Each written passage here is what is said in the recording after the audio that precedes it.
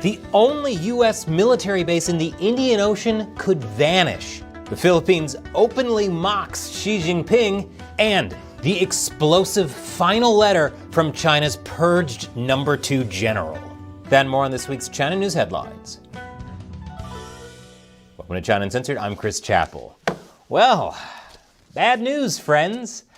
That's actually what a lot of the show is. But this is uniquely bad news, because it's still looking like British Prime Minister Keir Starmer is trying to sell the Chagos Islands to Mauritius. That's where the U.S. has its only military base in the Indian Ocean, vital for U.S. national security. One British Foreign Office minister says that London is still committed to the deal, and is even accusing his conservative peers of sabotaging it. Finally, a European who isn't blaming everything on Trump. He's blaming it on British conservatives. How refreshing. As a reminder, the deal hands the Chagos Islands over to the pro-CCP government of Mauritius, and will potentially allow the PLA to lease an island right by the US-UK joint base on Diego Garcia. I know I've been going on about this, but I really can't stress enough how stupid this is. It's like shooting yourself in the foot with a hammer. How is that even possible? US President Donald Trump recently called the deal an act of great stupidity, as well as yet another reason the US needs Greenland. But mean tweets aren't going to stop the deal. Friend of the channel, Cleo Pascal, had this to say about the situation. I think that the UK is hoping that this is a passing storm, and they'll be able to ride it out, because they're over the next few days likely to try to reintroduce the legislation and slip it through. We can't let them do it. We have to have eyes on at all time and make sure that this is front and center and that it is killed once and for all. This deal keeps coming back from the dead like a slasher villain. Well, there's only one way to kill a slasher villain. Make sure it's no longer profitable. I'm sure Starmer would just love to give Xi this big gift during his current trip to Beijing, where he said he won't choose between the US and China. But when it comes to the Chagos Islands, yeah, he does have to choose. And the US can put pressure on him to make the right choice. So please call your local representative and tell them to put pressure on London to kill this deal entirely. I even have a database you can use to find your representative and contact him or her. I'll leave a link down below. And speaking of the CCP trying to set up shop on small islands that slip under most people's radar, on February 9th, China will be opening up a new runway on the island of Wolai, in one of the US's most important allies, the Federated States of Micronesia. When this runway opens, it will be totally for civilian use only, is what they'd have you believe. But it will effectively give the CCP a place to land PLA planes and store supplies in the Pacific Ocean. It's halfway between China and Hawaii. In the event of a war over Taiwan, this could be very dangerous for the US Navy.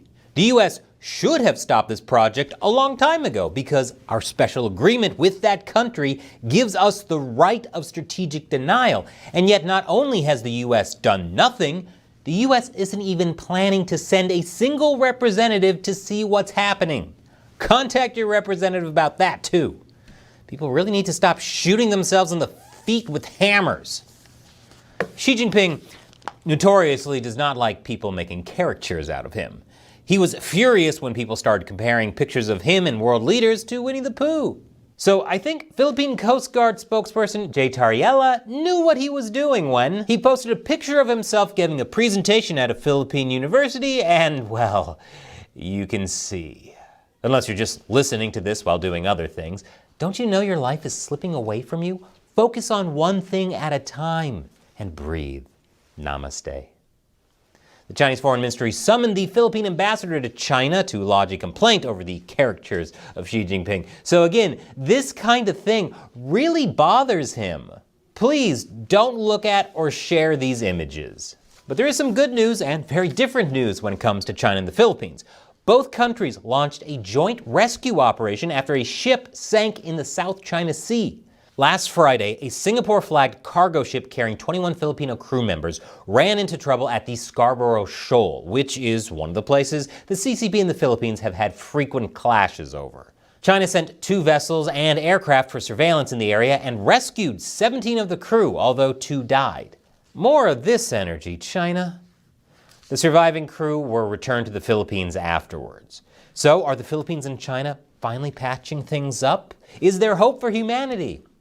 Well, by Tuesday, the CCP was accusing a Philippine aircraft of intruding in the area, and China scrambled naval and air force units. So, that didn't last long, did it?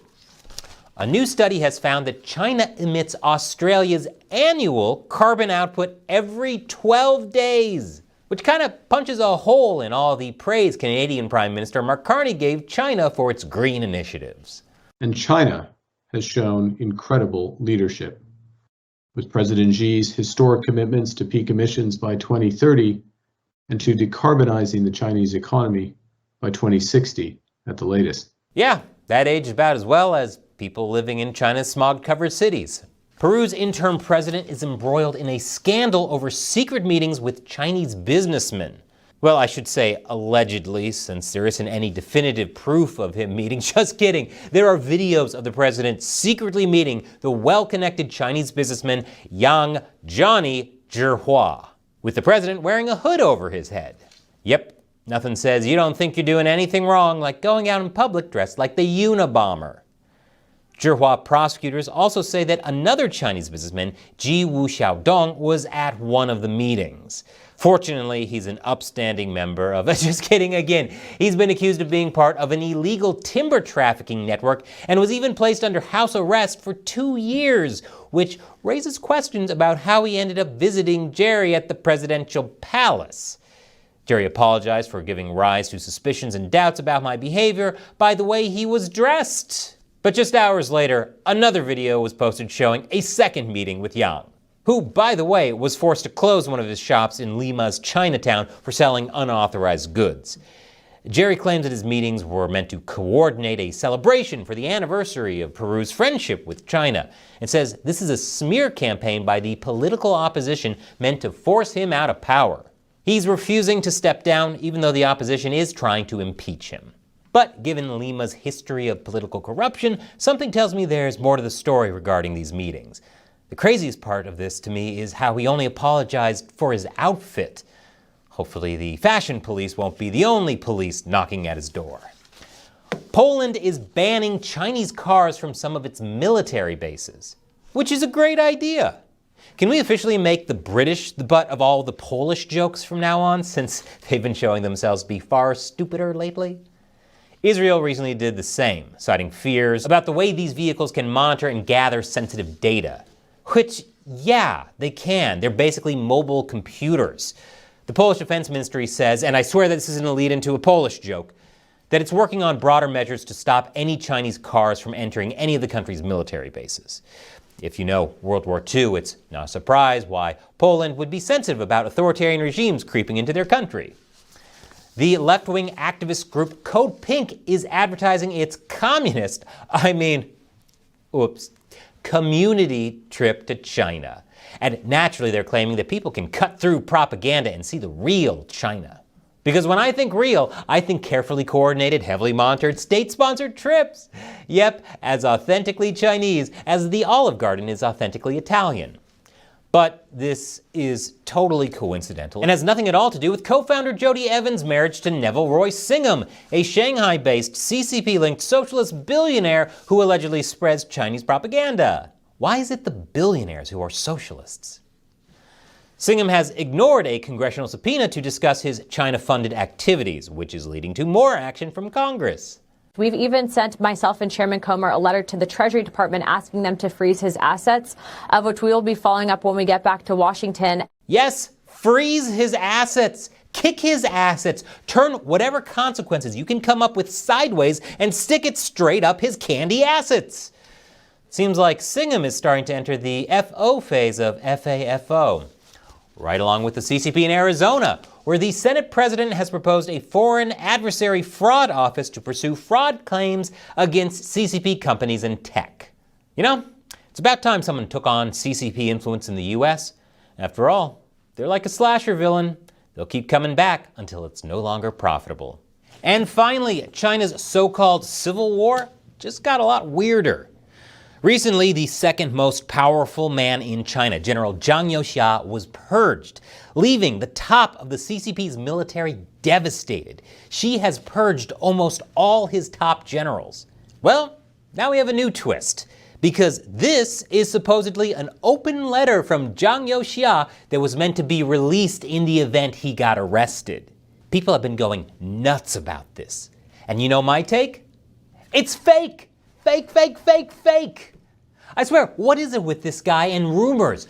Just a few months ago, people were saying he had secretly purged Xi Jinping and was really in charge. But somehow, unlike all the other times in CCP history, the victim of the coup was allowed to keep his paramount position and everything.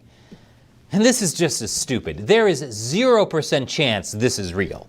Let me get into it. The gist of this fake letter is that Zhang Youxia is a really amazing guy. Just so great, you wouldn't believe it. He's not corrupt at all. No, he knows he's going to be arrested because he opposes Xi Jinping making himself into the supreme leader of China, and that he has been trying to stop him from invading Taiwan. Oh, and Zhang says he had the ability to stage a coup against Xi Jinping, but he didn't do it because he didn't want innocent people to die in the process. Here are some choice bits. Zhang confronted Xi, saying the Central Military Commission should adhere to democratic centralism, and that when Comrade Xi Jinping appeared at the meeting, everyone had to stand up and applaud just like Kim Jong-un in North Korea. I felt disgusted and uneasy. Here's what's happening. Whoever wrote this, and it's not Zhang, is trying to make Zhang seem like a hero. It even says he was against the Tiananmen Square massacre, the border clash with India, the confrontations in the South China Sea, and of course invading Taiwan. And he advises Xi Jinping at the end of the letter to step down from power, stop treating the US as an enemy, and most important, if we love the Chinese people, we should return power to the people and fulfill the democratic and constitutional promises. Look at this noble general. Maybe there are more people like him in the CCP. Maybe we misjudged them all. You get my point. The letter is literally too good to be true. Anyone who believes this would walk away thinking Xi Jinping is the bad guy, not the Chinese Communist Party itself. Why, with great heroes like Zhang Youxia at the top, you might even be able to make the CCP great again. Listen, you don't get to be the top general in the Chinese Communist Party by being a good guy. I've been warning about this for a while.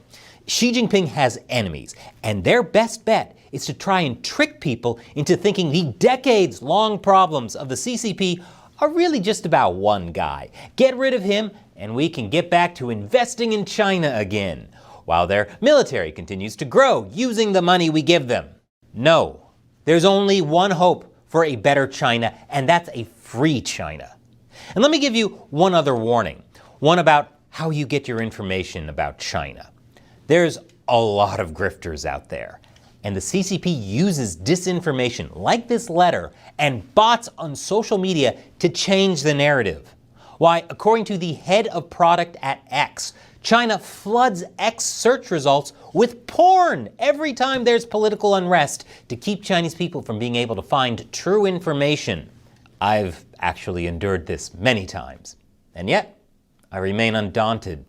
And so, dear viewer, for you, I will brave this flood of communist pornography to find the truth. I can no longer sit back and allow communist infiltration, communist indoctrination, communist subversion, and the international communist conspiracy to sap and impurify all of our precious bodily fluids. If that's a fight you want to be part of, join the China Uncensored 50-cent army by subscribing to my website, ChinaUncensored.tv. Just click this button or the link below. Once again, I'm Chris Chappell. See you next time.